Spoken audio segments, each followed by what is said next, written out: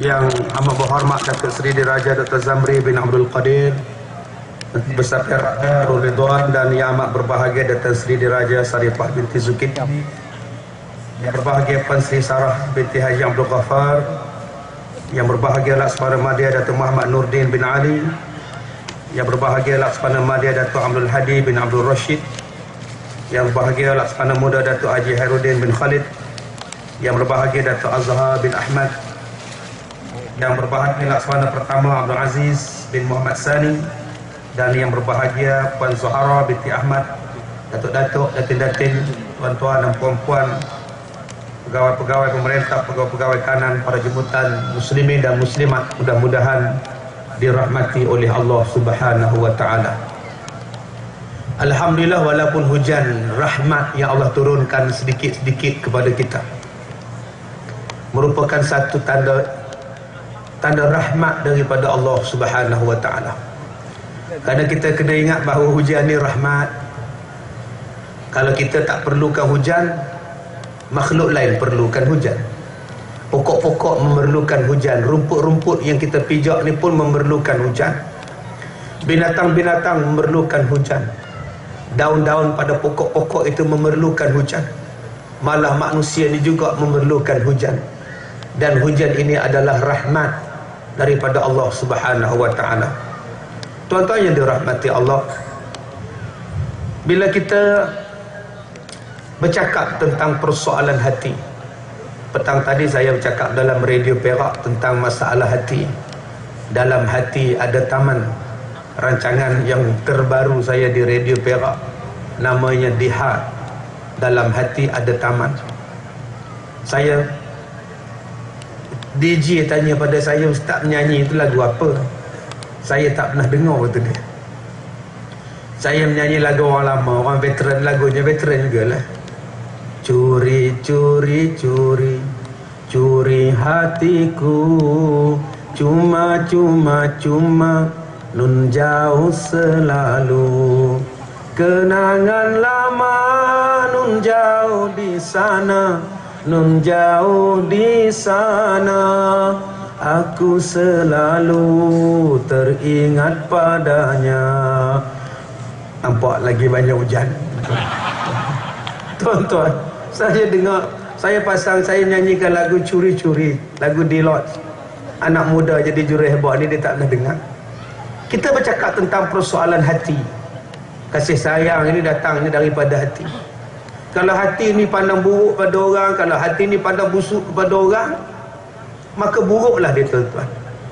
Sebab itu dengan ceramah agama ni, dia menjadikan hati kita ni jadi baik, hati kita jadi tenang.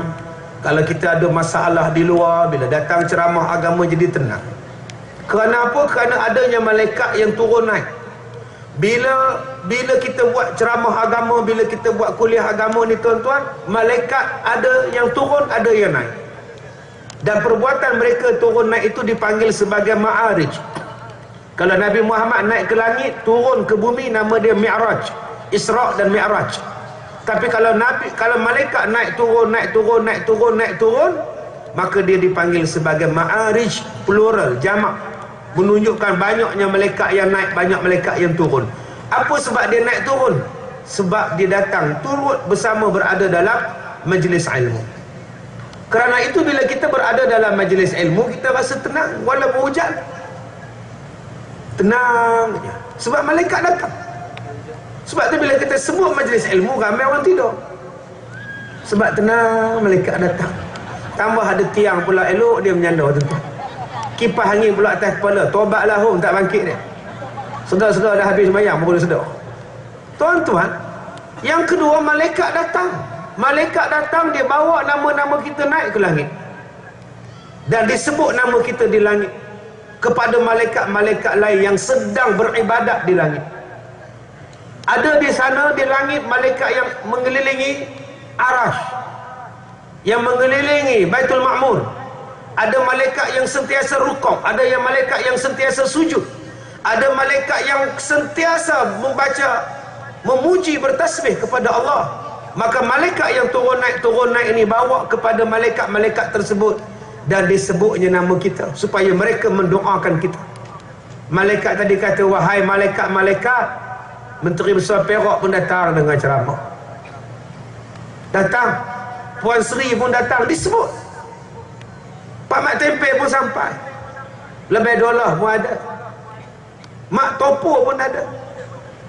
Maka disebut nama kita malaikat-malaikat tadi, ya Allah, ampunkanlah mereka ya Allah, rahmatilah mereka ya Allah, berikanlah ketenangan kepada mereka ya Allah.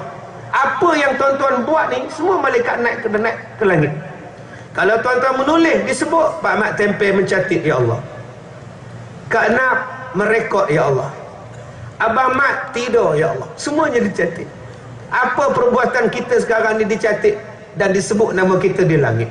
Tuan-tuan yang dirahmati Allah, yang pertama saya nak bawa pada tuan-tuan 3 benda.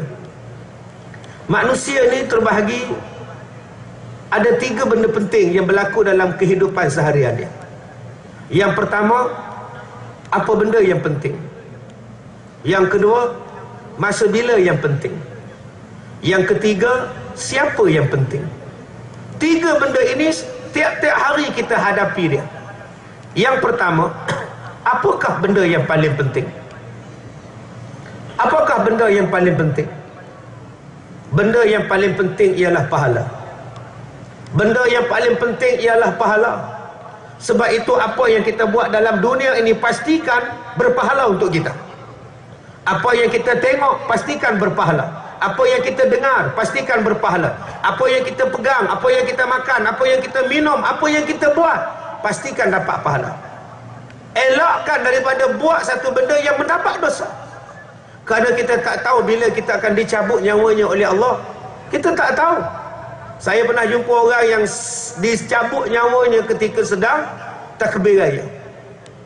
Sedang takbir raya, meninggal tuan-tuan. Allahu Akbar, Allahu Akbar, Allahu Akbar, la ilaha illallah, wallahu akbar. Terus tumbang, meninggal masa itu. Di Pulau Pinang ada Tok Imam yang meninggal ketika duduk di antara 2 khutbah. Di Batu Wad ada Tok Imam yang meninggal ketika sujud.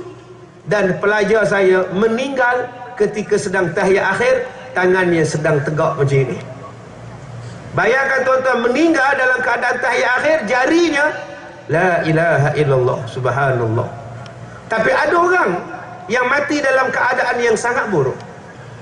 Tadi dalam perjalanan saya nak sampai tadi, ada satu mesej masuk kepada saya.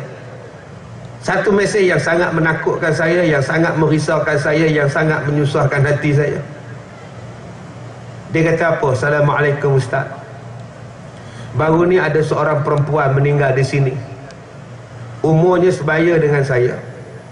Kesian sangat saya mendengarnya. Masa mandi jenazah, 3 jam mayatnya tidak selesai dimandikan. Kerana najis duk keluar daripada mulut dia. Macam-macam andaian yang tak baik orang buat. Sepatutnya orang cakap yang elok. Macam mana nasib saya nanti? Tuan-tuan, ini satu SMS yang saya dapat petang tadi. Dia bagi tahu di tempat dia ada orang mati, 3 jam mayatnya dimandikan, tak selesai sebab najis keluar daripada mulut. Bayang tuan-tuan, saat kita nak mati nanti, sekarang kita dengar najisnya keluar daripada mulut. Bila kita mati besok, macam mana pula keadaan mayat kita? Kita tak tahu tuan-tuan. Berapa jam pula mayat kita akan disemayangkan. Sebab itu minta, kita kena cari jalan. 24 jam hidup, pastikan aku dapat pahala. Nak tengok televisyen, tengoklah, tapi pastikan berpahala. Nak dengar radio, dengarlah, tapi pastikan berpahala. Nak makan, makanlah, pastikan berpahala. Nak main, mainlah, pastikan berpahala. Nak bercinta, bercintalah, pastikan berpahala. Benda yang haram aku tolak. Sebab itu benda yang paling penting sekarang ialah pahala. Yang kedua, apakah benda yang paling penting? Siapakah orang yang paling penting? Orang yang paling penting ialah orang yang sedang kita hadapi sekarang. Tuan-tuan adalah orang yang paling penting pada saya. Dan tuan-tuan pula, saya adalah orang yang paling penting pada tuan-tuan sekarang. Orang yang tuan-tuan sedang berhadap itulah orang yang paling penting. Sebab itu hendaklah kita berhubung dengan orang yang dekat dengan kita. Melayan dengan orang yang dekat dengan kita. Beri perhatian orang yang dekat dengan kita. Kerana orang yang dekat dengan kita itulah sanggup bersusah payah dengan kita. Sebab banyak orang yang dia baik, dia layan dengan orang yang jauh daripada dia. Tuan-tuan cuba tengok dalam keadaan negara kita yang maju macam ini. Maju tuan-tuan. Ni, terslide duk suluh saya. Saya bukan apa nak nampak tuan-tuan tengok. Duk silau je. Kita ada canggih, teknologi yang canggih. Cuba kita imbau balik kenangan kita tahun 70-an, tahun 60-an, Masya Allah. Bukan semua rumah ada elektrik. Saya duduk di kampung tak ada elektrik. Saya duduk di Felda tak ada elektrik. Berapa tahun duduk di Felda gelap gelita guna pelita. Tahun 70-an di kampung kita tak ada elektrik. TV pun tak ada. Hujung tahun 70-an baru masuk elektrik. TV pun Masya Allah pada masa itu yang boleh pakainya pengurusi JKK je pakai. Ketua kampung saja yang boleh pakai. Kita yang susah ni tak pakai.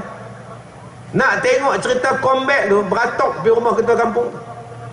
Anak ketua kampung buat tol 5 duit sekupang duk kutip duit sebab nak tengok combat.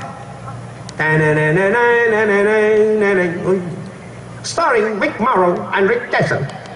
Tuan-tuan tengok cerita combat. Askar kalau tak tengok cerita combat leceh. Rick Morrow nak tengok Big John. Tuan-tuan masa itu elektrik tak ada. Saya ingat lagi tuan-tuan, kita mula-mula duk pasang pelita. Pelita sumbu, pelita ayam. Dengan satu pelita itulah kita makan nasi berkumpul adik-beradik. Mak, pak, adik, abang, kakak duk kumpul makan nasi malam-malam. Lepas makan nasi, pelita tu pula duk heret tak tengah rumah. Pak pakai kain pelekat baju, tak pakai tak kain tola merah putih tak atas bau. Duk gulung rokok duk.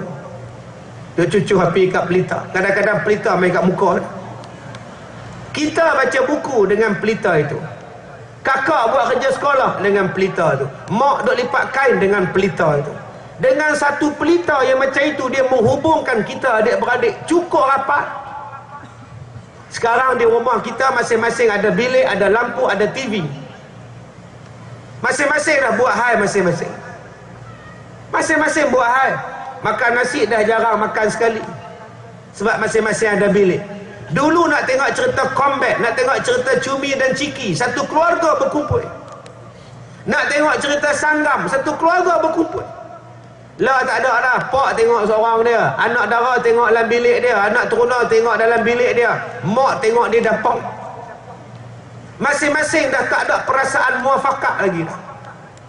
Sebab itu tuan-tuan, sekarang ni yang manusia rapat ialah dengan orang yang dia tak nampak.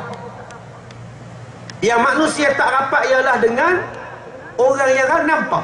Orang yang depan dia tak layan. Yang dia layan siapa? Handphone.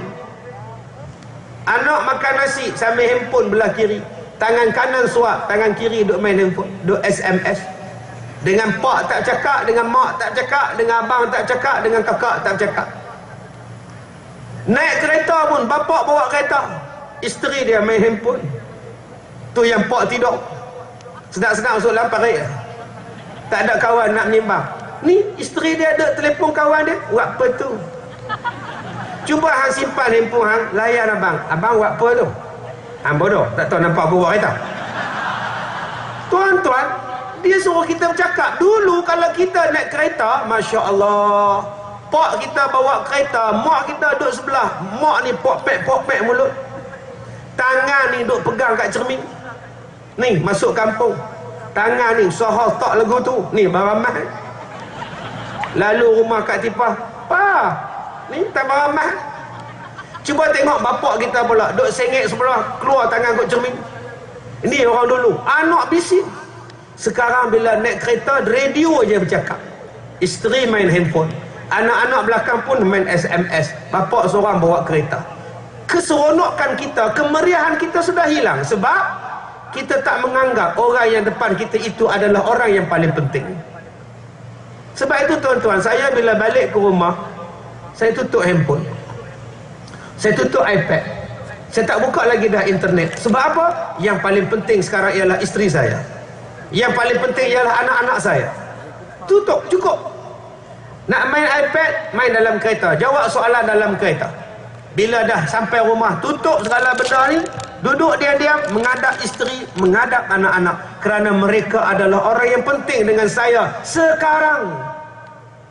Saya kalau orang datang ke pejabat saya tutup segala handphone saya, saya letak. Telefon saya tak akan angkat. Sebab saya layan orang yang datang, entah daripada mana datangnya, semata-mata nak bertanya soalan, nak minta pendapat, nak minta macam-macam perkara. Saya layan mereka. Sebab mereka adalah orang yang paling penting dengan kita.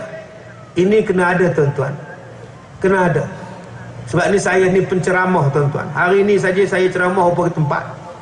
Semalam hari Selasa, hari Senin saya ceramah semalam, masya-Allah. Ya, masya-Allah, tuan-tuan. Semalam di Pulau Pinang, di Kastam Pulau Pinang. Saya sampai di rumah jam 2 pagi. Pagi tadi saya mengajar di sekolah. Tengah hari tadi saya mengajar di BSN. Pukul 3 petang tadi saya ceramah di JKR Elektrik.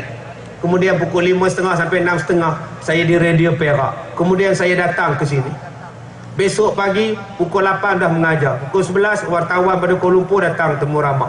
Petang besok di sekolah Kuala Pari. Malam besok di Beruas. Mana ada masa, tuan-tuan? Takkan saya nak ceramah lagi pada isteri saya? Sebab tu bila saya balik rumah, saya layan dia je, layan anak-anak je, tak payah ceramah dah. Terus ada ceramah dah. Kalau saya duk ceramah lagi dalam rumah, zalim saya. Dia duk siang ikan, saya ceramah dekat dia. Giza, Allah berfirman, auzubillah, jangan tuan-tuan. Kita kena pergi tolong dia sekali siang ikan. Nah, tuan-tuan, takkan tengah makan nasi saya nak cakap dengan dia lagi. Ingatlah an Abi Hurairah radhiyallahu anhu qala. Zalim, tuan-tuan. Jangan masa dia duduk dalam bilik ayak saya ketuk pintu dia. Za, buka pintu, Za. Apa hal pula ni? Ingatlah Nabi bersabda an Abi Hurairah. Tak mau dah, tuan-tuan. Pada masa itu kita kena layan dia. Pasal apa? Dia orang yang paling penting. Ni dia nombor 2. Setengah orang dia tak layan orang yang di hadapan dia. Dia layan orang yang jauh daripada dia. Bila orang makan dengan dia, dia SMS dengan orang. Bila orang nyembah dengan dia, dia SMS dengan orang lain. Silap. Layan orang ini. Beri perhatian dengan orang ini. Ambil hatinya. Curi hatinya. Bila tuan-tuan curi hatinya dengan kata-kata yang baik, dengan perangai yang baik, insya-Allah ingatan kepada kita akan bertahan selama-lamanya, tuan-tuan. Sebab tu saya minta tuan-tuan ambil hafal lagu ni.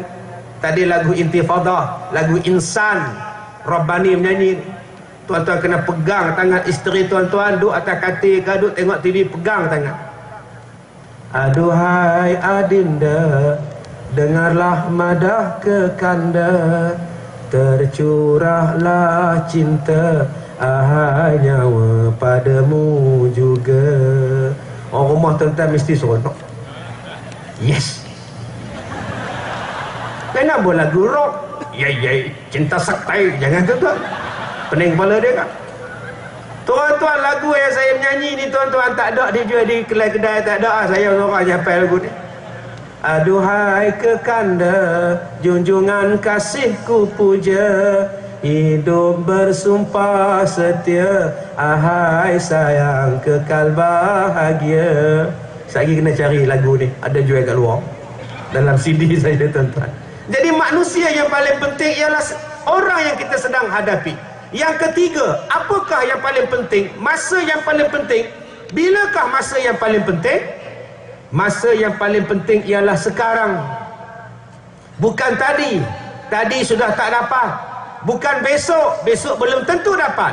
Yang penting ialah sekarang. Kalau nak taubat, sekarang. Kalau nak minta maaf, sekarang. Kalau nak buat baik, sekarang. Jangan tangguh. Kerana sekarang adalah masa yang sangat penting. Belum tentu lagi kita akan dapat masa ini, tuan-tuan. Banyak orang yang mensia-siakan peluang, sedangkan peluang itu tidak akan datang lagi. Banyak orang yang dah diberi peluang, dia lempar buang amanah orang, dia lemparkan benda-benda ini. Akhirnya, tuan-tuan, manusia ini takkan dapat lagi peluang itu. Sebab itu peluang hanya datang sekali kadang-kadangnya. Maka apabila dia datang, itulah saat yang paling penting. Itulah masa yang paling penting. Sekarang ini. Sekarang ini kita berhenti daripada buat jahat. Sekarang. Mana penting? Jadi nak tikam, nak semayang pun tikam nombor. Pelik, tuan-tuan, manusia ni. Semayang. Tikam nombor. Dia tikam nombor ekor sebelum pergi semayang. Siap baca doa lagi. Puh kiri, puh kanan, taik babi musuh lengan. Subhanallah. Datang dengar kuliah maghrib, ustaz kata haram. Haram menggunakan jampi serapak yang tak betul. Dia pun taubat, astagfirullahalazim, aku dah pakai puh kiri, puh kanan. Minggu depan dia tikam lagi pula. Bismillahirrahmanirrahim. Ni pun penyakit juga tuan-tuan. Dia ingat baca bismillah tu jadi halal nombor ekor dengan mak dia. Semayang sah, semayang dengan nombor ekor dalam poket. Bila dia rukuk, nombor tu jatuh. Kipas angin belakang duk tiup elok punya. Oh, terbang jatuh betul-betul atas sejadah Tok Imam. Tok Imam nak sujud terkejut. Lah, ni siapa punya? Dia rabah, aku punya dah. Ini pun salah juga. Rupa dia dengan makmum 2 kali 5 tuan-tuan. Bila nak berubah? Bila lagi manusia nak berubah? Kadang-kadang kita dah duduk di tempat yang baik. Allah pilih kita duduk di tempat yang elok. Kita masih berperangai yang tidak baik. Kita masih berperangai benda yang tak elok tuan-tuan. Sebab itu Allah Ta'ala beri peluang kepada kita. Bila Allah beri peluang kepada kita, jom kita buat baik. Jom kita muafakat. Tuan-tuan yang dirahmati Allah, manusia ni macam-macam perangai. Ada manusia yang perangainya ialah dia macam hujan yang turun. Dia macam tanah. Hujan yang turun disimpan di dalam air, di dalam tanah. Bila ditanam pokok, pokok tumbuh sebab air yang disimpan di dalam tanah. Yang kedua, ada manusia yang macam kolam.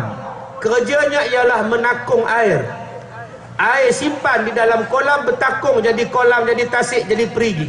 Orang datang cedok minum, orang datang cedok buat pengairan. Yang ketiga, ada manusia yang macam pasir, yang macam gurun, yang macam padang pasir. Turun hujan, tak boleh simpan air, habis air masuk dan tidak ada air dalam pasir. Tuan-tuan, manusia ni ada 3 jenis. Yang paling baiknya ialah manusia khairun nas yanfa'uhum linnas. Yang paling baiknya ialah manusia yang memberi manfaat kepada orang lain. Sebab tu tuan-tuan duduk dalam bidang ketenteraan, tuan-tuan adalah orang yang paling baik. Orang yang menjaga jihad. Tuan-tuan jihad. Tuan-tuan menjaga perbatasan negara. Tuan-tuan menjaga laut. Tuan-tuan menjaga sempadan negara. Yang kami rakyat biasa tidur lena. Duduk di rumah lena tengok TV. Tuan-tuan duduklah atas kapal. Sempit tempat tidurnya. Rupa lama nak berjalan dalam laut. Nak berlayar di atas lautan dalam keadaan yang begitu sempit duduknya. Yang jauh daripada keluarga. Yang dilihat di kiri kanan depan belakangnya hanya lautan. Berbeza dengan manusia biasa yang tak terlibat dengan ketenteraan. Seronok jalan ke Tesco. Tiap-tiap hari boleh jalan Tesco Setiawan. Dia ambilnya isteri dia buh dalam troli tolong. Isteri ni habis meter punya seronok. Tapi isteri-isteri askar yang bertugas, mereka nak pergi sendiri pun susah.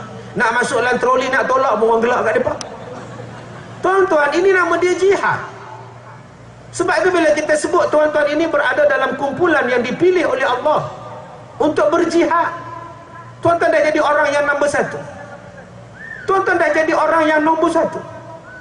Orang yang dipilih oleh Allah untuk menjadi satu tanah yang berbakti kepada orang lain. Daripada tanah itu boleh tumbuh tumbuhan, boleh tanam makanan-makanan yang akhirnya memberi manfaat kepada orang lain. Maka tuan-tuan berada di tempat yang pertama jika tuan-tuan berikhlas di dalam ibadat kepada Allah. Tuan-tuan kerja dalam keadaan ikhlas, Allah Ta'ala tolong. Saya dalam bidang dakwah, saya memberi manfaat kepada orang lain dalam bidang dakwah. Jadilah orang yang sentiasa memberi manfaat pada orang lain. Tuan-tuan, Nabi kata, siapa-siapa yang duduk di jalan, dia buang duri di jalan, dia buang paku di jalan, orang ini boleh masuk syurga. Kalaulah orang itu buang paku di jalan boleh masuk syurga, bagaimana pula dengan orang yang buat jalan? Antara buat jalan dengan buang paku di jalan, mana yang lebih besar? Sudah pasti yang buat jalan. Berapa banyak pahala dia? Tuan-tuan, di sini pemimpin yang kerjanya nak membangunkan masyarakat, yang kerjanya nak membangunkan negara, berapa besar jasa tuan-tuan? Jadi orang nombor satu. Sebab tu Allah Ta'ala suka, Nabi Muhammad suka kita ni jadi orang yang terbaik, menjadi umat yang nombor satu. Bukankah Nabi paling suka orang yang semayang pada saf pertama? Bukankah Nabi suka orang yang paling duduk pada imam? Imam tu Nabi suka. Nabi kata jadilah imam. Sahabat tanya, kalau imam dah ada orang, jadi Bilal. Kalau Bilal pun dah ada orang, jadi makmum saf yang pertama. Suruh rebuk tuan-tuan. Abang-abang tak nak jadi imam pada isteri dan anak-anak. Nikah dah 10 tahun, imam tak pernah jadi ni apa? Isteri kata, abang, mari kita semayang meh. Abang jadi imam nak merasa, kata isteri. Kamu lah jadi imam. Aku duduk di belakang. Astaghfirullahalazim, ala kasim. Apa ni takkan isteri nak jadi imam, suami nak.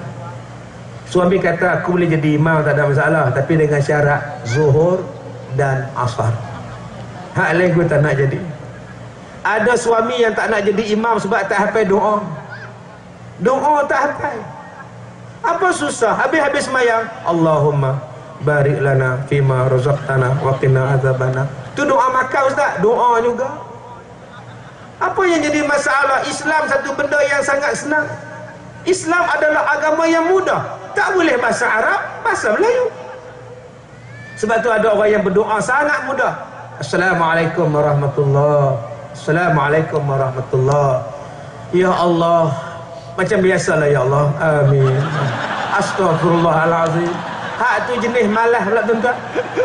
Boleh kata macam biasa, macam selalu. Amin. Yang ni penyegan tuan-tuan oi. Apalah. Bila kita memberi manfaat kepada orang lain doa. Doa tuan-tuan. Cuba tengok durian yang kita makan sekarang. Pokok durian yang ditanam itu opah kita yang tanam, Tok Wan kita yang tanam. Yang makannya cucu, yang makannya cicit. Kenapa cucu makan? Kenapa cicit makan? Sebab Tok Wan yang tanam. Kenapa Tok Wan tanam? Sebab Tok Wan fikirkan untuk anak cucunya. Sedangkan masa dia tanam umurnya 70. Orang tanya dekat dia, Tok Wan, tanam pokok durian buat apa dah tua? Aku tak tanam untuk aku. Aku tanam untuk generasi aku. Nampak? Kalau dia fikir hanya untuk dia, dia tak tanam. Buat apa aku tanam? Kan aku makan, aku pun kerja manis pula, mampu happy lah. Tapi dia fikir untuk orang lain. Sebab tu manusia yang terbaik ialah manusia yang memikirkan kebaikan untuk orang lain. Walaupun kadang-kadang membakar diri dia, walaupun kadang-kadang menyiksa diri dia, walaupun kadang-kadang menyusahkan diri dia. Yang susahnya dia seorang, tapi yang senangnya sejuta orang. Yang susahnya dia seorang, 2 orang, satu kapal susah, berlayar daripada Lumut sampai ke Sabah, balik daripada Sabah patah balik ke Lumut. 150 orang pegawai yang susah, berkorban. Tetapi yang senangnya 28 juta orang. Bukankah itu dipanggil sebagai khairun nas, manusia yang terbaik? Yang kedua, manusia yang terbaik ialah manusia yang tidak ke mana-mana. Dia hanya duduk di situ, tapi orang datang mencedok ilmu kepada dia. Ini manusia yang nombor 2. Dia tak ke mana-mana, dia tak berjalan ke mana-mana, dia duduk di situ. Tetapi orang lain datang minta nasihat daripada dia. Orang lain datang untuk minta ilmu daripada dia. Orang lain datang untuk minta pandangan daripada dia. Ini adalah manusia yang kedua terbaik. Tuan-tuan, cuba kita kaji diri kita, tengok. Sepanjang kita hidup, berapa banyak ada orang datang minta kita nasihat?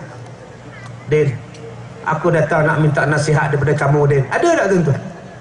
Umur dah dekat 40, umur dah 30 tahun, siapa yang datang minta nasihat? Baru ni datang orang perempuan minta nasihat pada saya. Ustaz, saya nak kahwin. Alhamdulillah. Umur akak berapa? 60. Akak larat lagi ke? Rasanya larat. Dah jumpa dah pasangan dia? Dah ustaz. Saya dah jumpa satu laki-laki yang boleh bimbing saya. Saya dah jumpa ustaz. Alhamdulillah. Kalau gitu bolehlah kahwin. Silalah kak, saya sokong je. Ustaz tak nak tahu ke siapa orang dia? Siapa? Ustaz lah. Astaghfirullahalazim. La hawla wa la quwata illa billah. Umurnya 60 tahun. Saya kata, akak jarak kita sangat berbeza umurnya. Minta maaf lah kak, saya ni muda terang-tang lagi kak ni. Saya ni teruna sunti ni, saya kata ustaz. Dia kata, ustaz, umur ini cuma angka. Apa ada pada angka ustaz? Tak salah. Saya boleh terima ustaz sebagai suami saya. Saya tak kisah ustaz, akak tak kisah. Saya cakap, memanglah akak tak kisah, yang kisahnya saya. Ni beza ni tuan-tuan. Akak memang tak kisah, ni saya yang kisahnya. Subhanallah, Masya Allah tuan-tuan. Macam-macam orang datang jumpa saya, yang bukan-bukan. Saya kata, minta maaf lah kak, kalau akak nak saya recommend. Dekat TNM Lumut ni pun ramai nak. Siapa nak bagi nama ya? Siapa nak angkat tangan macam saya ni tuan-tuan. Subhanallah. Kalau 60 tu awal-awal tolak. Kalau 26 boleh dipertimbangkan. Ini pun tak pakai punya ustaz ni pun. Tuan-tuan, kita hendaklah jadi orang yang tempat orang ambil pandangan kita. Kita boleh menulis, orang baca tulisan kita. Kita boleh bercakap, orang mendengar cakap kita. Kita boleh menegur orang kerana kita adalah air yang memberi manfaat pada orang lain. Yang ketiga, jangan jadi yang nombor 3. Bila hujan turun, airnya meresap, hilang entah ke mana. Bila dapat ilmu, hilang entah ke mana ilmu. Belajar tinggi-tinggi tapi perangai macam orang tak ada ilmu. Bercakap agama siang malam pagi petang tapi perangai lagi buruk daripada orang yang tak cakap agama. Lagi buruk daripada orang yang tak faham agama. Kadang-kadang manusia ni berlagak sopan, berlagak baik, tapi di belakang ni adalah manusia yang bertopengkan, syaitan yang bertopengkan manusia. Jangan jadi macam ini. Jangan jadi yang nombor 3. Langsung tidak ada manfaat pada orang lain. Langsung tidak ada guna untuk orang lain. Sebab tu tuan-tuan, kita mari ilmu, mari menuntut ilmu, jangan jadi masuk kanan keluar kiri. Jangan jadi macam pasir tadi. Turun hujan hilang, turun hujan hilang air. Jangan kita datang majlis ilmu macam hujan. Balik ke rumah, isteri tanya, abang mengaji apa kat stadium hujan-hujan, mengaji apa? Tahu ustaz tu dia mengajak kira jelas. Yalah, dia kata apa? Kira terang lah. Dia kata tu terang lah. Dia orang muda. Tahu lah dia kata apa? Kira jelas lah. Orang pun tunggu je hujan pun tunggu lah. Yalah, dia habak lah. Dia kata apa? Bak apa? Kira jelas lah. Dia kata. Rupanya tuan-tuan, dia pun tak erti habak balik. Ada jenis tu. Dia bukan faham. Duk cokoh dengar. Faham lah mak? Tahu? Ku tidak. Dia kata. Ni jenis hak nombor 3 ni. Jadi menyusahkan orang tuan-tuan. Hak nombor 3 ni tidak ada manfaat. Dia jadi mata lalat. Tuan-tuan, mata ni ada 2. Satu nama dia mata lebah. Satu lagi nama dia mata lalat. Mata lebah ni tuan-tuan, dia bangun pagi, dia terbang. Apa dia cari? Bunga. Apa yang dia cari? Madu. Apa yang dia cari? Yang cantik. Apa yang dia cari? Yang wangi. Apa yang dia cari? Yang lawa-lawa. Dia terbang ke taman, dia sedut, dia bawa balik menghasilkan makanan yang terbaik dalam dunia. Nama dia madu lebah. Ni nama dia mata lebah. Mata lebah ni tuan-tuan, dia jalan, dia tengok mana hak bagus, dia ambil. Mana hak bagus, dia ambil. Yang kedua nama dia mata lalat. Mata lalat terbang, pi cari sampah, pi cari najis, pi cari benda busuk, pi cari benda kotor. Tuan-tuan, kita orang yang beriman, jangan cari, jangan jadi mata lalat. Asyik duk cari salah orang. Bila kita duk cari salah orang, bila nak muafakat, kita carilah, jadilah mata lebah. Mata lebah suka kepada kecantikan. Duk cari salah memang jumpa. Tuan-tuan dah kahwin dengan isteri tuan-tuan dah 10 tahun, 15 tahun, 20 tahun. Duk cari salah isteri memang jumpa. Mat, tang mana hang tak puas hati dengan isteri hang? Dia masak okey, cuma lambat lah. Aku tunggu setengah jam baru siap telur sebiji. Tapi hal lain okey. Kenapa kita dah nampak lambatnya masak telur, lambatnya goreng ikan? Lebih baik hang goreng. Kalau dia tahu dah dia lambat, hang goreng. Tapi manusia yang nak cari bercerai, manusia yang nak bergaduh, dia akan ungkit yang tak baik itu. Sedangkan berapa banyak benda yang baik di sekeliling kita, tapi dah jenis mata lalat, dia duk cari salah. Ni penyakit manusia, tuan-tuan. Sebab tu orang kita bergaduh tak habis-habis. Gaduh tak habis-habis sebab dia duk cari benda hak jahat. Dia duk cari benda hak tak betul. Benda hak baik punya banyak dia tak nampak. Baru ni satu orang mu'alaf, satu orang Muslim, satu orang bukan Islam, mai jumpa saya hari Selasa lepas, minggu lepas, seminggu dah. Dia kata, Ustaz, saya mau jumpa Ustaz, saya mau masuk Islam. Alhamdulillah. Mai, saya tanya dekat dia, mak bapak tahu tak you nak masuk Islam? Mak bapak saya tak kisah Ustaz, mak bapak saya open, dia pun bagi. Tapi saya tak mau masuk Islam ini hari, saya mau masuk besok. Saya tanya pak saya apa besok? Sebab saya nak bawa mak saya sekali. Mak saya sekarang tak sihat, demam, tak boleh datang. Besok baru boleh datang. Boleh ke Ustaz masuk Islam besok? Saya kata hari ni pun boleh. Tak mau Ustaz, saya mau besok. Saya balik rumah tu doa, tuan-tuan, ya Allah panjangkanlah umur orang tua ni, buatnya mati malam ni tak sempat masuk Islam, tuan-tuan. Besok pagi dia datang, tuan-tuan. Dia bagi tahu saya kenapa dia masuk Islam. Saya tanya, Adam, kenapa you masuk Islam? Dia kata apa? Dia kata sebab saya banyak dosa. Saya minum arak banyak. Sekarang saya mau buang dosa. Dosa saya banyak. Bayangkan tuan-tuan, dia belum Islam, tapi dia dah fikirkan tentang dosa. Kita yang dah Islam, relax buat dosa. Dia belum Islam, dah fikirkan dosa. Kita yang dah duduk dalam Islam, selama rok je buat dosa, tak ada salah pun. Astaghfirullahalazim. Relax, duk bermain dalam kebun bunga, rasa tak dosa pun. Naik motor dua-dua orang melekat dalam rangka motor. Kan nikah, rapat duduk dua-dua dalam rangka, seat belakang tu kosong, jalan. Bila dah menikah besok macam batu nisan. Hak laki duduk ke depan, perut duduk tampung dek raga. Hak isteri duduk pegang carrier. Lagu kubuk duduk berjalan naik motor. Masa menikah jadi kod lain, belum nikah jadi kod lain. Baru ni saya buat ceramah di ITM, tajuk dia kahwin muda. Saya kata abang-abang ni duduk menikah apa semua ni, duduk menikah, duduk berkawan-berkawan, duduk coupling, couple ni menikah senang. Nikah muda. Tak nikah pun macam dah nikah. PKFC sama, karaoke sama, naik motor sama, belajar sama, merempik sama. Raya balik rumah makwa, pakwa main rumah makwa main rumah pakwa. Tiap-tiap kali raya mai. Subhanallah. Bukan kata raya puasa aja mai, raya Ponggol pun dia mai, tuan-tuan. Punya meriahnya, subhanallah. Baik nikah. Berapa ramai yang berzina, berapa ramai yang buat anak. Saya kata tuan-tuan nikah lah. Mak bapak pun urus bagi mudah. Jangan letak antara mahal-mahal. Nama dia nikah gantung. Orang Arab sebut nikah khitbah. Tak payah duduk sekali pun tak apa. Hang duduk asrama lelaki, hang duduk asrama perempuan. Tapi bila makan sama-sama pegang tangan, tak berdosa.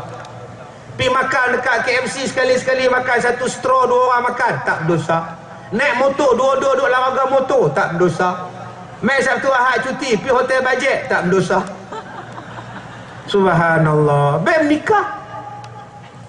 Kita hak Islam tak fikir dosa, dia yang belum Islam dah fikir dosa. Akhirnya dia pun Islam. Hari Rabu lepas, saya kata, Adam, buat tangan macam ini. Dia pun buat. Asyhadu an la ilaha illallah. Dia pun ikut. Wa asyhadu anna Muhammadar Rasulullah. Dia pun ikut. Depan pelajar-pelajar pondok sekolah saya ada 300 orang. Tuan-tuan boleh tengok benda ni dalam Facebook saya. Ada makcik wuk yang depan dia duk menangis. Duk menangis orang masuk Islam. Saya tanya makcik wuk, teriak saya apa? Tak pernah tengok orang masuk Islam. Tak pernah tengok pun teriak. Itulah orang perempuan lah, tak tahu nak habaq. Bila teriak suara kompom tak keluar.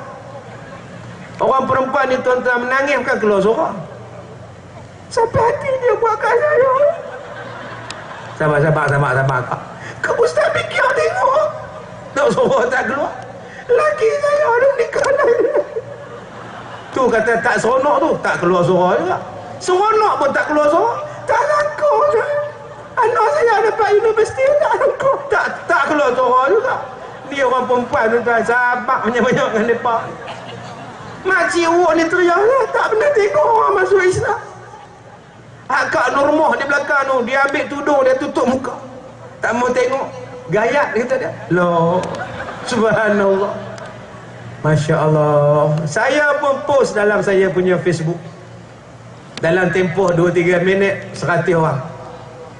Amin, tahniah. Amin, tahniah. Syukur, tahniah. Tahniah Adam, syukur. Bertambah lagi orang Islam, syukur, syukur. Alhamdulillah. Mai satu hamba Allah, dia sebut apa? Dia kata, cuba tengok Ustaz UMNO sedang mengajar satu Malaysia pada pengikutnya. Astagfirullahaladzim. Tuan-tuan boleh bayang tak? Dia kata tu, cuba tengok Ustaz UMNO sedang mengajar satu Malaysia pada pengikutnya. Awaklah bangang sangat tuan-tuan. Ni bukan satu Malaysia, ni jari. Saya bukan mengajak satu Malaysia, saya mengajar dia masuk Islam. Orang pakai tibai dia, woi, apa politik tak habis, tu bukan satu Malaysia, tu jari lah bodoh. Hak ni pun tak boleh. Tuan-tuan boleh bayang tak kalau orang masuk Islam? Asyhadu an la ilaha ni jari anak ni tuan. Sekali lagi dia main tekuk jari kita ni, asyhadu an la ni. Ni nama dia makruf. Boleh tak tuan-tuan pergi asyhadu an la ilaha ni? Saya jawab senang je, saya kata, bila kita tahiyat akhir, inilah yang kita angkat. Bila kita tahiyat awal, asyhadu an la ilaha illallah. Sebab tu bila orang nak mengucap mula-mula, dia ambil yang ini. Bukan satu Malaysia. Satu Malaysia lain, satu Malaysia. Itu baru satu Malaysia. Subhanallah. Kenapa jari ni? Kenapa jari ni? Sebab jari ni dia ada urat, dia ada urat saraf sampai ke jantung. Sebab itu bila kita semayang, jari ni yang kita angkat. Ustaz, cara nak angkat tu lagu mana Ustaz? Lagu mana pun tak apa, janji hang angkat. Dia sebelum pergi Mekah, dia angkat elok, asyhadu an la ilaha illallah. Balik Mekah duk pusing, pening, asyhadu an la, duk pening tak. Ada hak sebelum pergi Mekah elok. Balik Mekah dia dapat hak tu je. Asyhadu an la. Bukan dia yang pening, kita tengok dia pula pening. Pasal apa pula ni? Ada tuan-tuan jenis. Mana ada orang angkat jari anak? Asyhadu an la. Tak ada tuan-tuan. Taubat lahum tak ada. Yang kedua, kenapa dia angkat ibu jari? Kerana ini nak menunjukkan ketegasan. Tuan-tuan pegawai nak bagi tahu dekat anak buah-buah, saya tak suka kamu buat macam ni. Kau faham? Saya tak suka kamu buat macam ni. Anak buah tu gelak sampai keluar air mata tuan-tuan. Apalah. Mana ada orang bagi peringatan. Jangan, ayah tak suka ni. Ingat, ayah tak suka. Lepas ni tuan-tuan tukar ni satu Malaysia tak boleh. Tuan-tuan tukar lagu ni. Ayah tak suka lagu. Tak suka apa ni suka tuan-tuan. Lepas ni kena tukar. Ayah tak suka tahu tak tuan-tuan. Subhanallah. Pasal jari pun bising. Dia tak nampak yang hamba Allah ni masuk Islam. Dia tak nampak betapa besarnya satu manusia dipilih oleh Allah masuk Islam. Sebab matanya adalah mata lalat. Dia tak nampak kebaikan, nikmat dia tak nampak. Yang dia nampak ialah busuk. Sebab hatinya kotor. Fi qulubihim marad fazadahumullahu marada. Sebab tu tuan-tuan, kita kena bersih. Yang baik kita kena kata baik, yang salah kita kena kata salah, yang halal kita kena kata halal, yang haram kita kena kata haram. Inilah pegangan kita umat Islam. Betul kita kata betul, salah kita kata salah. Ini tidak. Manusia sekarang tuan-tuan, kesilapan nombor satu manusia ialah menganggap ustaz tidak ada salah. Orang Melayu silapnya di mana? Menganggap ustazah tidak salah. Menganggap ustaz tak pernah buat salah. Menganggap osbon tak pernah buat salah. Menganggap tok guru tak pernah buat salah. Menganggap tok gurau tak pernah buat salah. Sedangkan mereka adalah manusia biasa yang terpalit dengan dosa, yang tersilap dengan masalah, yang tidak ada salah dan dosanya hanyalah Nabi Muhammad sallallahu alaihi wasallam. Sebab itu kalau saya salah, tuan-tuan tegur. Sebab itu kalau tuan-tuan dengar ceramah saya, tapis in ja'akum fasiqum binaba'in fatabayyan. Bila saya bercakap, bila siapa-siapa pun bercakap, siasat betul atau tidak? Ini tidak. Dia pakai serban, kira betul. Kalau nak kira serban pakai betul dia tuan-tuan, orang sing pakai serban. Kena jaga elok. Dia betul, dia pakai jubah. Sami Siam pakai jubah. Jubah, serban, songkok, sampit tidak membetulkan sesuatu. Yang membetulkan ialah kenyataan dia. Adakah dia bercakap itu bersandarkan kepada betul fakta atau tidak? Penyakit kita hari ini, apa orang cakap kita percaya. Bohong ke, fitnah ke, mengata korang ke, maki korang ke, kita percaya. Bahaya tuan-tuan. Saya minta tuan-tuan balik rumah, buka surah Al-Mudaththir, juzuk yang ke-29, ayat yang ke-32 sampailah pada ayat yang ke-38. Allah Ta'ala sebut apa? Allah Ta'ala sebut tentang neraka sakar. Allah sebut tentang neraka sakar. Neraka sakar ini ada 19 malaikat yang menjaganya. 19 malaikat menjaga. Macam kita masuk kem kita lah, berapa ramai penjaga. Dia tanya macam-macam nak masuk. Ada orang nak masuk syurga, malaikat tanya. Ada yang masuk syurga, malaikat tak tanya, terus masuk. Kerja ni. Saya pernah dengar satu ustaz ceramah. Dia kata, jangan buat maulud. Maulud ini benda bid'ah. Saya dengar dia cakap sebelum tu, jangan buat bubur Asyura 10 Muharram. Dia kata Nabi Muhammad tidak pernah buat bubur Asyura. Subhanallah. Heran tuan-tuan. Dia kata jangan buat bubur Asyura, bid'ah. Buat bihun. Saya pun tanya balik, bihun Nabi buat kan? Nabi buat bihun sup ke bihun goreng? Bihun pun Nabi tak nak buat. Bro, relax ah. Apa ni tuan-tuan? Tuan-tuan, benda bid'ah ni, bid'ah terbahagi pada dua. Pertama, bid'ah dalalah, bid'ah hakiki, yang sesat, yang buat dan Nabi tak pernah buat dan sanggah pada hukum syarak. Contohnya dia pergi sembahyang subuh 2 rakaat, buat 8 rakaat. Orang tanya dekat dia, Din, kami sembahyang 2 rakaat, kami salam, hang sambung buat 8 pasal apa? Hampa tu lah, aku ni pencen, kan ada kerja apa? Tu yang aku tambah bagi banyak pahala. Tu yang aku buat 8, lagi banyak pahala entah. Astaghfirullahalazim. Tu nama dia bid'ah. Tak boleh maklum oi. Ni stadium ni luas. Tuan-tuan pasang kemah 4 segi sini, boh kelambu hitam. Tawa.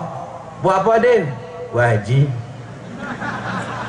Tak buat di Mekah ke? Dah buat sini pun senang. Duduk Mekah ramai sangat. Tak ada kata.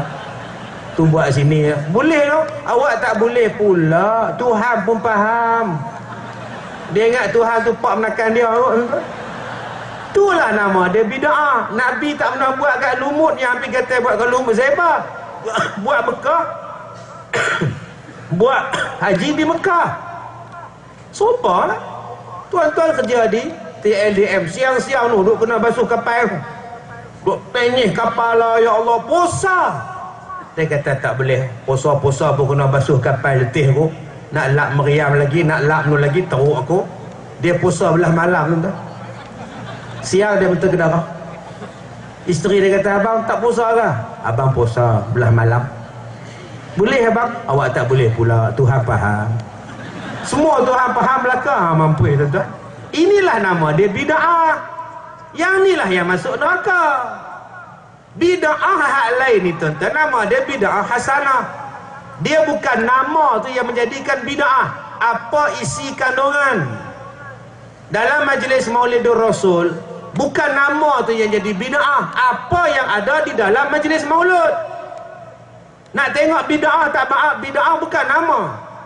Hang sembahyang apa mat? Sembahyang Jumaat. Betul. Pasal apa sembahyang hari Ahad saja, hari Jumaat kerja. Hari Ahad cuti tu pakat dengan pengurusi dia pun setuju tu buat hari Jumaat sembahyang hari Ahad. Gila ke apa ke? Walaupun namanya sembahyang Jumaat tapi hampir buat hari Ahad tetap salah.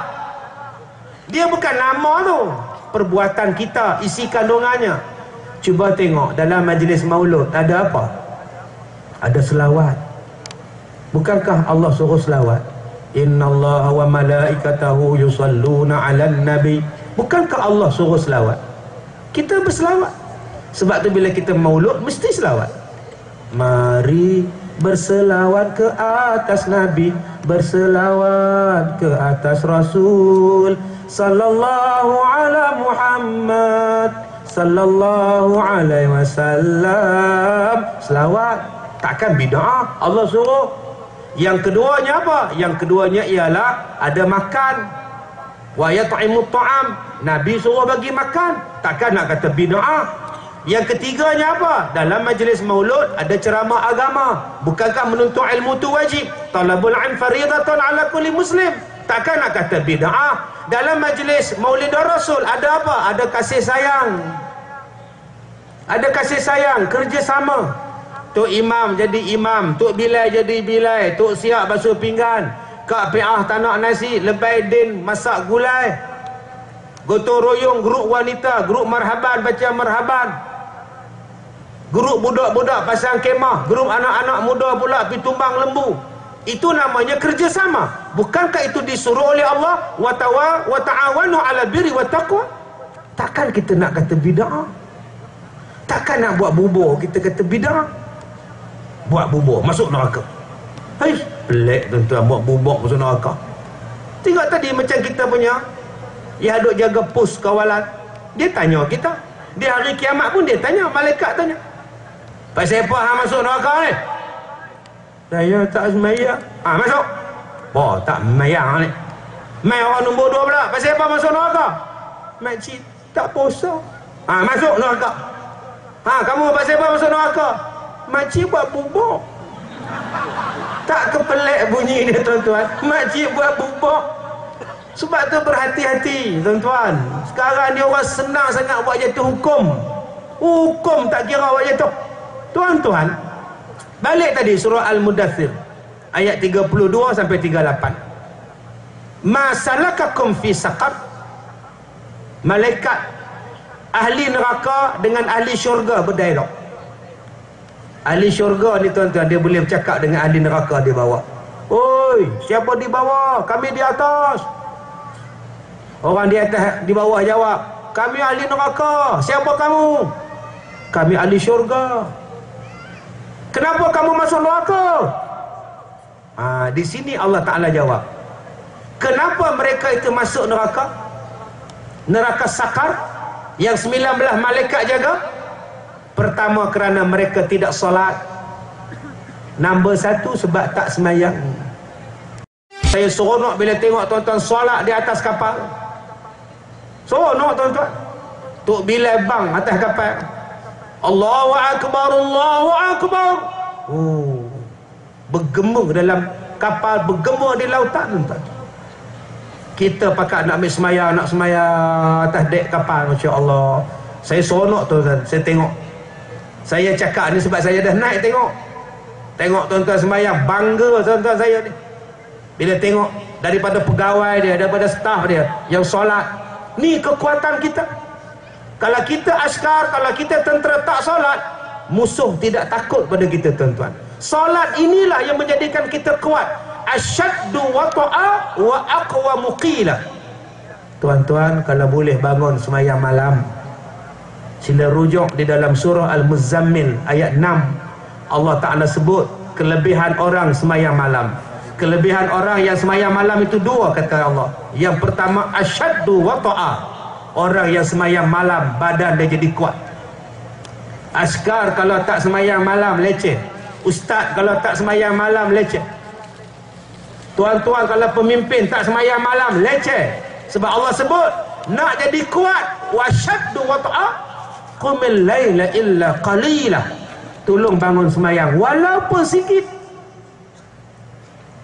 Askar-askar kena bangun semayang malam. Salahuddin Al-Ayyubi wajibkan seluruh tentera dia semayang. Siapa tak semayang, pecat sebagai tentera.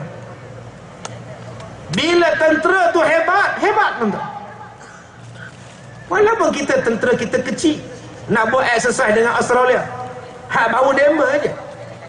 Tetapi bila kita solat, dia tengok kita lagi besar dari dia. Kerana Allah yang menjadikan kita hebat dengan solat malam. Orang yang solat malam, orang yang semayang tuan-tuan, kalau sakat tak balik raya, terpaksa bertugas atas kapal, relax lah bro. Dia tak ada sedih-sedih. 5-6 tahun dulu saya tengok rancangan dokumentari dekat hari raya dekat TV. Orang ambil perbatasan askar dalam hutan, beraya dalam hutan, wartawan temu ramah. Apa perasaan sarjana berceramah beraya dalam hutan, temu ramah dalam hutan, raya dalam hutan. Bagi saya tidak ada apa-apa. Raya di mana pun sama saja, di kampung ke dalam hutan semua. Tambah saya bangga pula sebab saya beraya dalam hutan, beraya dalam pertugasan untuk menjaga keselamatan negara. Saya bangga lah. Lagi pun dah biasa lah, tak ada apa-apa lah. Nampak tu, sarjan tu mai tanya kat private pula, apa perasaan saudara beraya dalam hutan? Saya teringat mak. Sudah tuan-tuan. Teringat kamu. Askar mana boleh teriak? Relax ah. Askar baru turun hujan renyah-renyah lari terpenjara ni apa? Aduh, leceh. Ini bukan tuan-tuan, ni di Afrika ni cerita ni. Ni kekuatan kita. Kekuatan kita ialah semayang. Bila tuan-tuan semayang, Masya Allah tuan-tuan, musuh takut, orang takut, lanun takut, penyeluduk takut. Solat itu akan jaga kita. Allah akan jaga kita. Solat. Jadi akak-akak di sini yang ada kanser, solat malam. Sebab Allah sebut terang-terang, asyaddu wata'ah, kekuatan dalaman dia. Dia akan ada imun untuk buang penyakit dia. Sebab tu ramai orang yang berjaya bila dia buang penyakit kanser dia dengan solat malam. Jadi tuan-tuan, saya minta nombor 1, semayang. Tak semayang ni tuan-tuan, hebat macam mana pun tak ada guna. Misai dia melentik, dia punya garak tu, sampai tak nampak mulut ni, tutup mulut, cengeng sungguh, macam memerang. Mak mertua mai, mo yang aku tengok misai aman, ada mulut dah hang ni? Ada. Sampai kena selok tu tahu. Dia minum ayak ni tuan-tuan, berenang misai lagi lah, macam ikan keli tu berenang. Tapi kalau tak semayang, tak ada apa guna. Sepohon kayu daunnya rimbun, lebat bunganya serta buahnya, walaupun hidup 1000 tahun, kalau tak sembahyang apa gunanya? Tak sembahyang, tak jadi apa, masuk neraka sakar. Dan yang mana hak semayang, tolonglah berbetul semayang. Tuan-tuan, kita dalam camp kita ni ada ustaz belajar semayang. Banyak orang semayang takbiratul ihram dah salah. Dia angkat takbir tu tak bunyi apa, usolli fardu, tak bunyi apa, senyap sunyi. Dia kena bunyi pada telinga. Allahu Akbar. Dia angkat, sampai kita kena duduk depan dia, cakap. Tak cakap tuan-tuan, tak sah lah sembahyang, telinga tak dengar. Akak-akak pun, perempuan pun kena dengar pada telinga, janganlah angkat kuat sangat. Allahu Akbar. Siapa tu? Makcik nak tingkat 8 tu, tingkat bawah pun dengar tuan-tuan. Tak kena juga. Ada perempuan nak bagi slow, dia tukar jadi kecil. Allah tu besar, dia bagi kecil halus, dia jadi nipis. Salah tu, dia kena tebal. Allahu Akbar. Dia tu bukan takbir, itu jangan pandang belakang. Hantu dalam botol kicap. Saya pergi ceramah di Selangor 2 bulan lepas tuan-tuan, jumpa hantu tengah jalan balik kok gelap hutan. Oh, jadi ustaz teruk. Mula-mula jumpa babi. Duk cokoh depan jalan, tengah jalan. Driver saya tanya, ustaz, babi ustaz? Sabar lu. Biar dia jalan tu. Rampuh lagi kita ubah. Babi ni bukan boleh sebut lembut-lembut. Dia kena sebut tebal. Baru puas rasa. Ustaz, babi. Oh, macam ni. Rasa puas tau sebut babi. Sebut babi, ustaz, babi. Tak rasa lagu mana lah. Nah, sebab tu suara ni tuan-tuan main peranan sebenarnya. Suara hak besar paling mahal. Suara yang besar tu bila bercakap ni dia. Kalau bagi nasihat ni dia. Seorang bapa menggunakan suara bass pada anak dia. Man, ayah tak suka man balik lambat-lambat man. Nampak? Kita kalau nak tegur orang kena bass. Dan tengkuk kita kena tunduk. Ayah tak suka man buat macam ini. Nampak? Barulah anak dengar.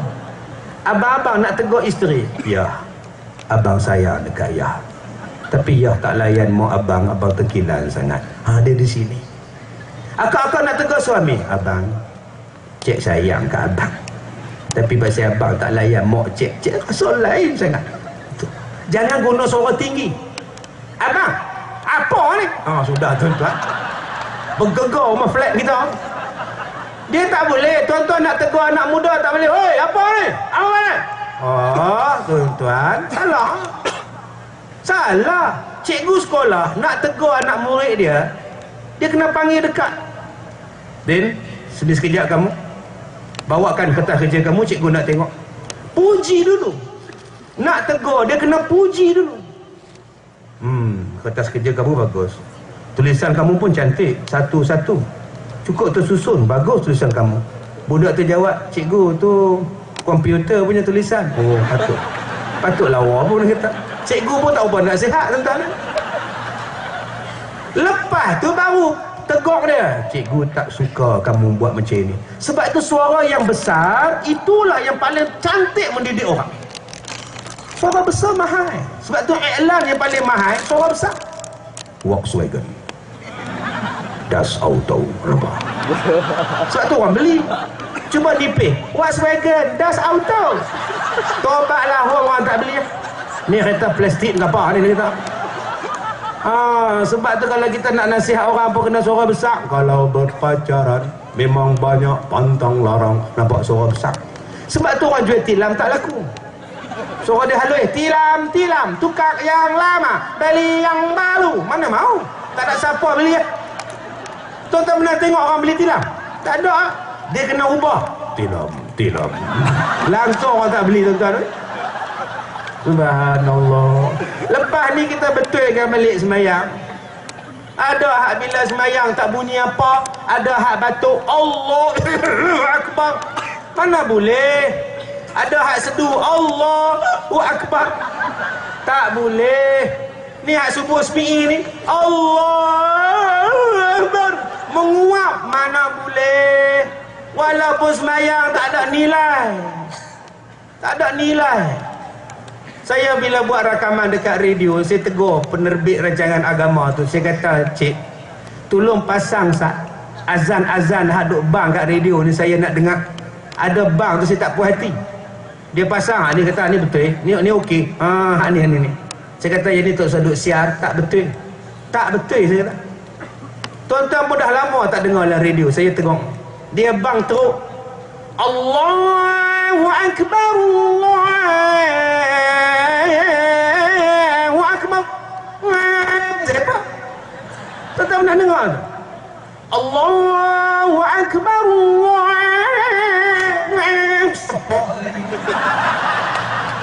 saya dia dengar dalam radio tu. Radio kereta ni nasib baik aku punya. Kalau orang lain pecah. Kita nak buat, kena buat elok-elok. Semayang elok-elok, bang elok-elok, baru ramai. Tok Imam kena elok-elok semayang bacaan dia.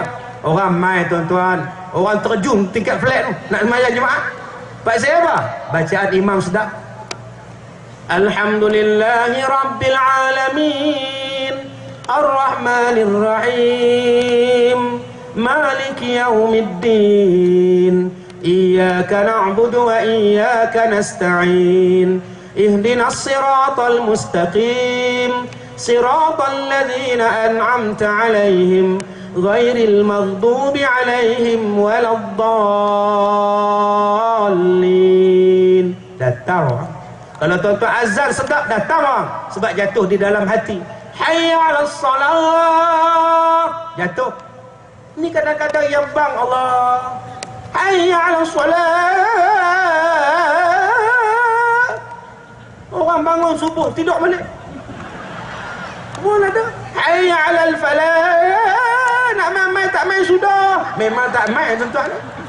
Sebab tu kita kena buat yang terbaik. Nombor satu, manusia masuk neraka sakar pasal tak semayang. Nombor dua, manusia masuk neraka sakar pasal apa?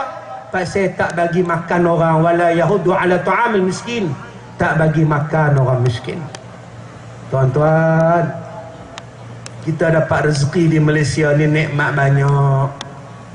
Nikmat banyak tak pasal-pasal dapat duit 500. Tu pun marah, beratok lama. Depa pun satu ustaz nak bagi 500, tunggu 3 jam. Tak larat tunggu lah. Amboi, orang dah bagi free 500, komplain pula aku tak bagi kot. Bagi salah, tak bagi salah. Jadi semua serba salah. Susah manusia tak bersyukur tuan-tuan. Kita bersyukur. Bagilah nikmat. Bagi orang miskin makan. Di sekolah saya ada 150 orang tuan-tuan. Yang cuci buah pinggang, yang yatim, yang miskin, yang susah, yang tak ada anak, yang murtad, yang etis, yang baru masuk Islam. Tolong mereka, insya-Allah kita dapat. Yang ketiga, manusia yang tak beriman kepada hari kiamat. Dan yang keempat, manusia yang masuk neraka sakar, siapa dia? Wa kunna nahudu ma'al khaidin. Mereka duduk dalam majlis yang bercakap bohong dan mereka percaya percakapan bohong itu. Yang ni yang paling banyak berlaku tuan-tuan. Kadang-kadang yang bohongnya pakai serban, yang bohongnya pakai baju jubah. Dia bercakap bohong, dia bercakap fitnah, dia bercakap benda dusta, dan orang yang di bawah dia hangguk. Maka inilah yang Allah Ta'ala sebut di dalam Quran, mereka adalah penghuni neraka sakar. Sebab tu saya minta pada tuan-tuan, tolong siasat, tolong kaji, tolong tanya orang yang bercakap, hang ni cakap betul ke tidak? Wa kunna nahudu ma'al khaidin. Orang yang duduk dengan orang yang bercakap benda yang fitnah dan dia percaya. Saya buat sekolah saya tuan-tuan, saya cari derma sampai ke Singapura, sampai ke negara Arab. Ni bulan 3 ni saya ceramah di Mekah, 30 hari bulan, 29 hari bulan 3, 16, 17, 18 saya ceramah di Singapura. Pasal apa? Nak cari dana untuk sekolah. Saya tak mau nak minta-minta malu ke orang tuan-tuan. Sebab tu saya buat CD, buat air syafi, buat kismis. Yang ni yang duk bantu sekolah, yang duk bantu anak yatim, yang bantu orang miskin, ibu-ibu tunggal. Ada satu ustaz berceramah dekat dengan sekolah saya. Speaker dia boleh dengar, kami boleh dengar.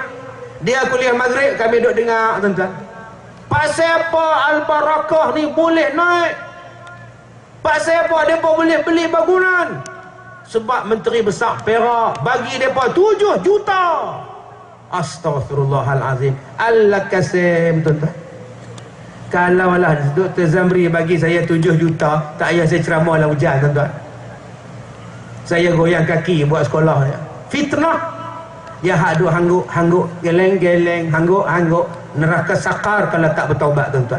Ni fitnah. Berapa banyak orang yang terlibat dengan fitnah. Sebab tu saya takut bila kita baca blog, bila kita tengok internet, macam-macam tulisan yang keluar, macam-macam kata-kata yang keluar. Jaga-jaga tuan-tuan. Sebab Allah Ta'ala sebut pada ayat yang ke-86. Allah Ta'ala sebut pada ayat yang ke-88, 86, 87, 88, wala tanfa'ush syafa'atus syafi'in. 4 golongan ini kata Allah, tidak ada siapa yang boleh bagi syafaat kepada mereka di hari kiamat. Orang yang tak semayang, tak ada siapa bagi syafaat. Orang yang tak bagi makan orang miskin, tak ada siapa yang bagi syafaat. Orang yang tak beriman pada hari kiamat, tak ada siapa boleh bagi syafaat. Termasuklah orang yang mendengar umpat keji fitnah. Allah sebut dalam surah Mudaththir, tidak ada siapa yang boleh bagi syafaat, tuan-tuan. Masya Allah. Tuan-tuan, sekarang kita hujan, tuan-tuan ada payung. Payung bagi syafaat. Di hari kiamat tidak ada hujan daripada mahsyar. Yang cuma ada setitik, yang ada sejengkai matahari. Masa tu payung tak ada, kemah tak ada, grandstand tak ada, kemah apa pun tak ada. Yang cuma ada arasy Allah. Yang cuma ada arasy Allah, tuan-tuan. Kalau kita tak termasuk dalam 7 golongan arasy Allah yang berlindung di bawahnya, kita takkan termasuk dalam bab itu. Sebab itu tuan-tuan, cubalah lepas hari ini kita ambil satu perkara. Buat yang baik. Buat yang baik. Tengok yang baik, dengar yang baik, buat yang betul, dengar yang betul saja. Jangan buat yang salah. Orang tanya saya, Ustaz tak tengok dah cerita Sanggam? Saya tak tengok. Dulu minggu lepas, 2 minggu lepas, orang hantar mesej, Ustaz selamat tengok Sanggam. Ustaz buka TV sekarang, Sanggam. 10 mesej saya dapat. Saya cakap ada tuan-tuan, benda hak saya tengok, saya tak tengok dah. Keluarga 69 P. Ramli tu, saya tak tengok dah. Pasal saya dah tengok 69 kali. Buat apa saya nak tengok lagi? Saya tak tengok cerita Ultraman. Buat apa nak tengok bohong? Last sekali raksasa tu mampus. Seekor raksasa keluar daripada gunung Fukuoka. Seperti biasa, pasukan mat ditugaskan untuk membunuh raksasa itu. Pasukan mat pun terbang. Suzuka, lepaskan tembakan. Baik. Pum, tembak. Raksasa pun mengelak-mengelak. Terkena ekor dia. Pasukan mat pun jatuh. Bom, jatuh. Suzuka. Dia pun buat kelopen. Atormentaro. Raksasa pun terkejut. Main mana pula dah ni. Dia tumbuk raksasa. Raksasa tumbuk dia. Dia angkat raksasa. Raksasa rebah. Raksasa pula angkat dia. Lawan habis. Rumah runtuh. Stadium runtuh. Lah lampu dia menyala. Niknak. Dia pun pangkah. Hop, dia pangkah. Meletup raksasa. Kalau saya jadi Ultraman, awal-awal saya tembak dah. Hop, dah tuan-tuan. Tak payah letih-letih ada bergaduh. Sebab tu saya tak tengok dah. Pasal benda tu saya dah tahu. Serupa cerita Sanggam, buat apa saya nak tengok? Dah tahu dah. Last kali Gopal tu mati bunuh diri. Kita teriak tengok Sanggam. Bunuh diri pasal apa lah, sedih. Hak Nabi berperang sampai luka kaki tak sedih. Dia dengar Nabi Muhammad patah gigi berperang, dia tak menangis pun. Cerita Hindustan dia menangis. Saya tak tengok ada tuan-tuan sebab saya dah tahu dah kesudahan dia. Dia duduk atas pokok, perempuan tu menyanyi, duduk menari, duduk berenang dalam sungai. Tere mengki gengga, oh tere mengki jamnata, bolo rada bolo sanggam hoga ki nahi. Ala bolo rada bolo sanggam hoga ki nahi kebi nahi. Saya hafal. Sagi depa sambut pesta di rumah ni main accordion. Hardil jo pyar karega gogana jaega divana se pelome penjana jaega divana. Saya hafal. Saya tengok. Sagi depa main piknik naik bot duduk kat sungai nyanyi tahbut. O mehebuba, o mehebuba tera es passe hi, o meri. Hafal. Sekali lagi depa menikah merajuk pula dah duk main piano. Dost naraha, pyar naraha. Sebab tu saya tak tengok. Saya tahu lah.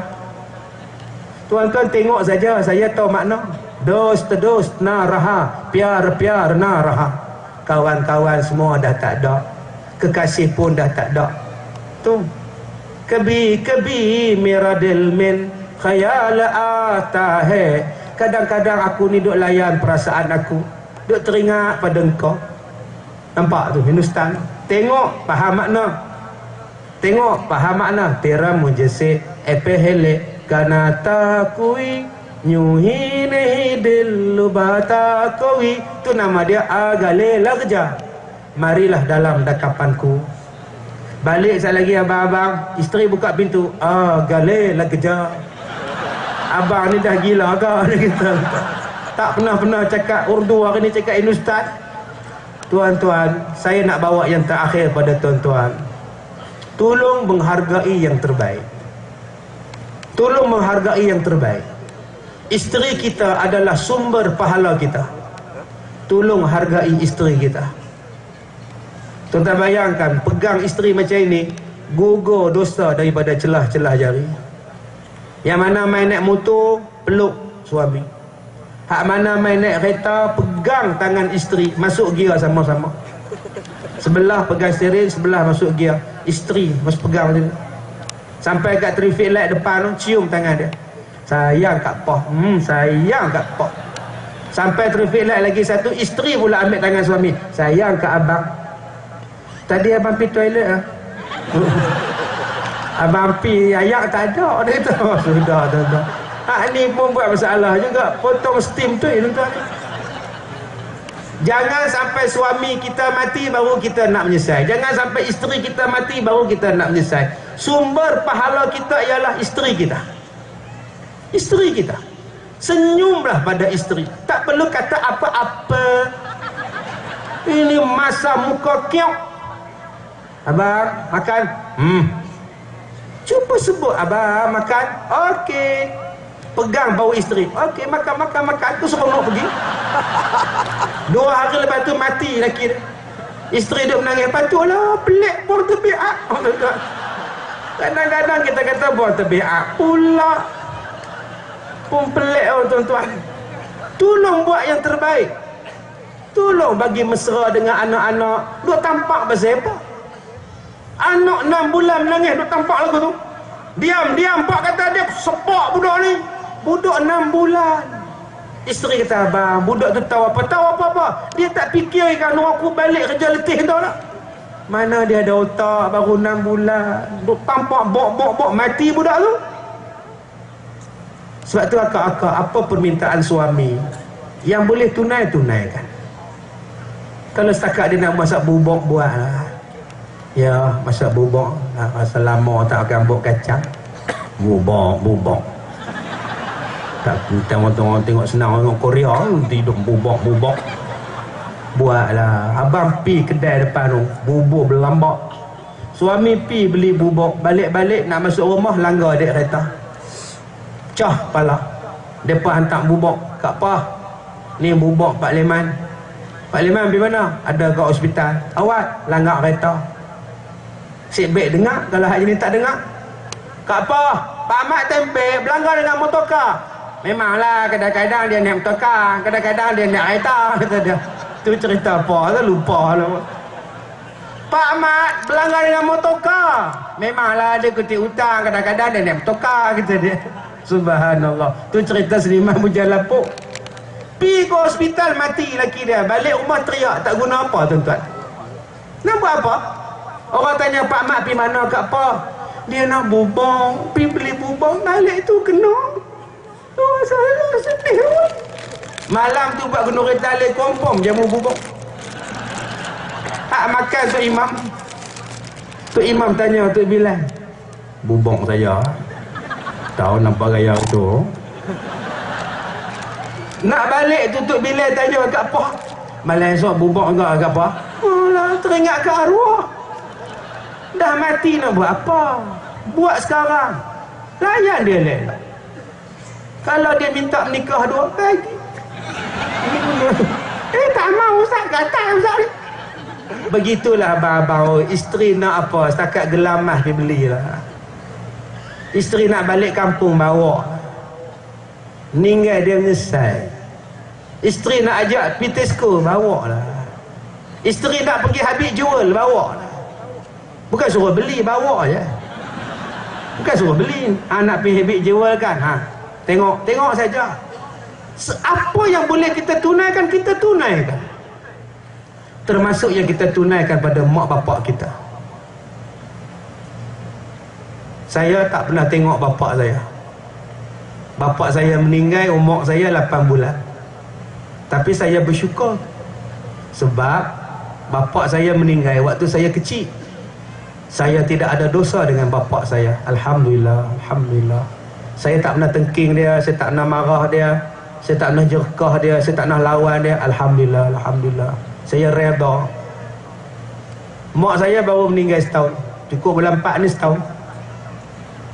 Lah saya bawa dia pergi umrah bulan 3. Bulan 3 tahun ni juga saya nak pergi balik pada umrah, dia koma. Lepas dia koma, dia pun tak ada. Tapi saya sempat hidup dengan dia 40 tahun. Alhamdulillah. Tuan-tuan, saya baru ni ceramah di Pengkalan Pego. Habis ceramah pukul 12.30, 12.50 ada orang mai tunggu kat masjid. Dia kata, "Ustaz, opah nak jumpa Ustaz." Saya kata, "Dah pukul 1 ni." "Tak apa Ustaz, opah berhajat nak jumpa Ustaz." Saya pergi, tuan-tuan. Bila saya pergi, saya tengok dada dia lebih besar daripada kepala dia. Terkejut saya, tuan-tuan. Besar ni, kena kanser. Besar, kepala kecil, dada ni besar. Masya Allah. Umur dia 85 tahun. Cucu dia terkejut. "Pa, Ustaz Kazim datang. Pa, Ustaz Kazim datang." Ustaz Kazim terus menangis, tuan-tuan. "Ustaz Kazim, opah sakit." Allah. Lumbu juntai-juntai nak pegang saya. Tangan dia kurus, badan dia kurus, kaki dia kurus, tuan-tuan. Saya tengok dia punya luka tu, tuan-tuan, besar pirin cawan tu. Cuk kopi punya cawan. Luka dia keluar nanah, keluar darah ni duk tempel dengan tisu, dengan kertas bandage. Saya kata, "Kak Ya, macam mana boleh jadi macam ni? Kenapa tak buat?" Dia kata, "Ustaz, opah tak ada khabar pada Kemal. Udah besar telur ayam baru dia khabar, Ustaz. Bila pergi hospital, doktor nak potong, dia tak nak bagi. Inilah besarnya sekarang." Dia kata pada saya, "Ustaz, opah minta maaf kalau opah ada salah ya. Minta maaf Ustaz ya. Saya dah menitik air mata, tuan-tuan. Menitik air mata." Saya kata, "Opah, saya pun minta maaf. Saya pun ada salah dengan opah, minta maaf ya." Dia belajar dengan saya daripada tahun 96. Saya jiran depan rumah dia. Makan minum saya dia buat. Dia jaga anak saya dulu ni. Saya minta maaf juga lah opah. Sama-sama Ustaz saya menangis. Tuan-tuan, minggu lepas dia meninggal. Seminggu lebih lepas saya jumpa dia meninggal. Saya cakap pada anak dia, cucu dia, "Kak Ayah bela opah elok. Besar pahala Kak Ayah bela opah. Besar pahala dia. Dukung dia, bawa dia ke bilik air, mandikan dia, lapkan badan dia. Besar pahala." Saya kata, "Kak Ayah, saya tidak ada mak. Mak saya dah mati. Saya teringat opah ni macam mak saya, dengan kurusnya, dengan kecil dia. Kalau saya ada mak lagi, saya tunggu mak saya lagi. Saya bela mak saya lagi." Tuan-tuan, mak tuan-tuan masih hidup. Jom berbakti dengan mak. Wabil walidaini ihsana. Jangan sekali-kali hampakan mak. Jangan sekali-kali lawan mak. Dah berapa lama kita tak telefon mak kita? Last kita telefon bila? Last kita balik bila? Last kita bagi duit pada mak kita bila? Last kita cium tangan dia bila? Last kita cium pipi mak kita bila? Ada anak mentang-mentang dah jadi pegawai, bila balik ke rumah nak bersalam dengan mak pun tak nak cium tangan. Yang mak dia pergi ke kedai nak cari Milo sebab anak dia pegawai askar nak balik. Kadang-kadang tak tidur di rumah mak dia, tidur ke hotel. Mak tanya, "Kamu tak tidur rumah mak, Man?" "Tak apalah mak. Lagipun si Leha tak selesa tidur di sini. Dia ajak tidur ke hotel." "Tak apalah mak tidur lah." Tak tidur rumah mak. Sedangkan itulah rumah yang membesarkan dia. Kenapa tak tidur? Sebab isteri geli nak tidur. Isteri geli nak guna bilik air sebab bilik airnya tak ada tiles. Bilik air mak ni dia perbuat daripada simen, pecah sana berlubang sini. Isteri dia masuk geli. "Apa? Tidur kat hotel? Tidur kat rumah?" Geli nyampi. Naik pula rumah. Isteri cakap macam tu, suami takut. "Yelah, jom." Dia boleh angkat beg dia pun dalam bonet. "Tak apa mak, besok saya datang." Yang mak ni berlari anak, beli Milo, beli gula, beli roti, beli kuih untuk anak makan. Anak tak jamah pun. Apa tuan-tuan ingat jawatan tuan-tuan ini menjadikan tuan-tuan boleh besar dengan mak tuan-tuan? Tidak, tuan-tuan. Mak kita itu adalah mak. Jangan tinggikan suara lebih daripada mak. Dia mengandungkan kita sangat seksa, tuan-tuan. Dia melahirkan kita sangat seksa. Dia mengasuh kita dalam keadaan sangat seksa. Bila kita dah besar, kena buat baik kepada mereka. kenangi ibu bapa, doakanlah sejahtera. Kita anak harus membela apabila sudah dewasa. Kena jaga tuan-tuan. Bercerai dengan isteri boleh kahwin lain, bercerai dengan suami boleh dapat suami lain. Tetapi bila bercerai mati dengan ibu, tidak ada ibu lain. Dah tak dapat dah tuan-tuan. Sunyinya dunia ini bila mak tak ada. Orang di sini yang tak ada mak baru dia tahu. Tak seronoknya raya tanpa mak. Tak seronoknya balik kampung tanpa mak. Kadang-kadang kita letak tangan di atas dahi. Ya Allah, aku tak sempat nak buat baik dengan mak aku, ya Allah. Sedih tuan-tuan. Hanya orang yang tak sempat buat baik dia rasa sedih sangat. Ini tuan-tuan yang masih ada ibu, jom kita buat baik pada ibu. Ibu misali ibu yang sejati, kasih sayangmu kasih yang suci, pengorbananmu disanjung tinggi, jasamu tetap disanubari. Yang kedua, orang yang selalu kita lupakan, ayah kita. Kita hanya dengar hadis syurga di bawah tapak kaki ibu, tapi kita lupa dengan satu hadis. Nabi kata nak masuk syurga kena ada pintu.